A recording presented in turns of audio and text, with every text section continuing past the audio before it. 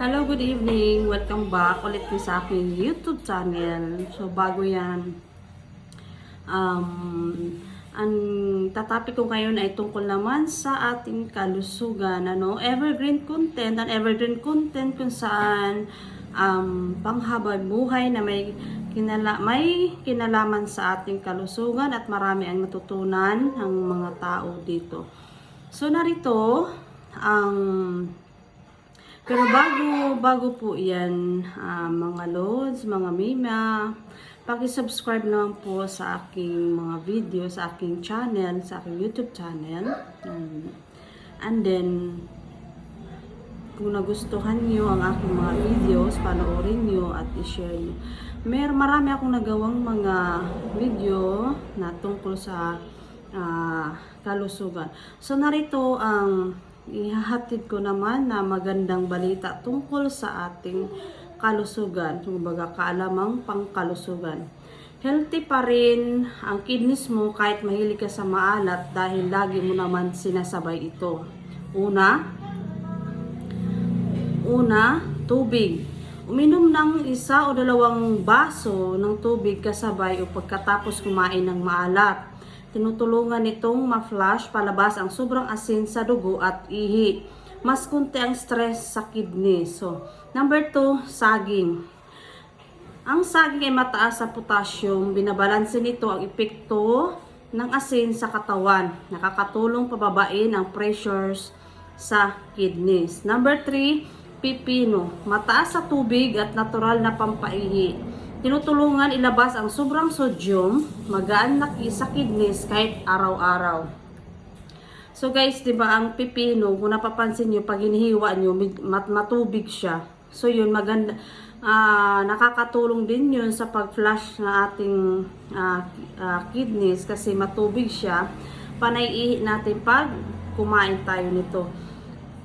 So, pang-4, kamatis. Ang kamatis ay may potassium at antioxidants.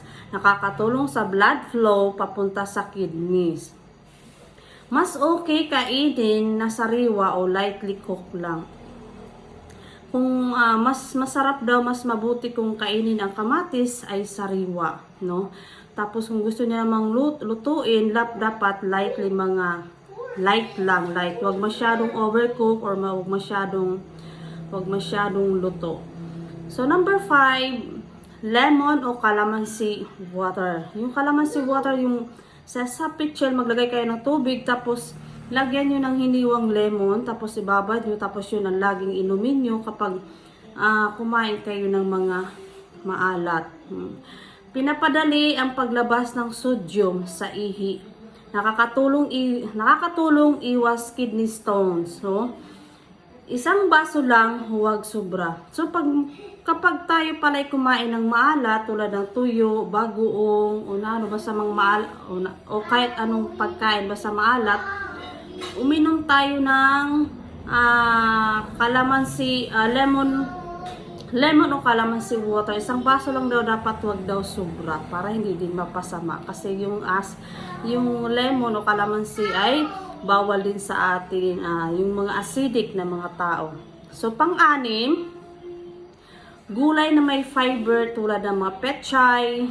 Halimbawa, pechay, sayote o upo, ampalaya. Pinapabagal ang absorption ng asin sa dugo.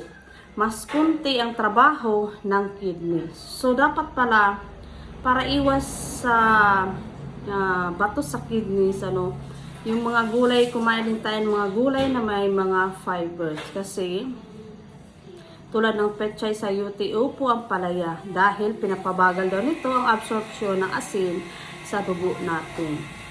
Mas mahina daw ang mas kunti daw ang pagtrabaho ng kidneys kapag kumain tayo ng mga ganyang gulay.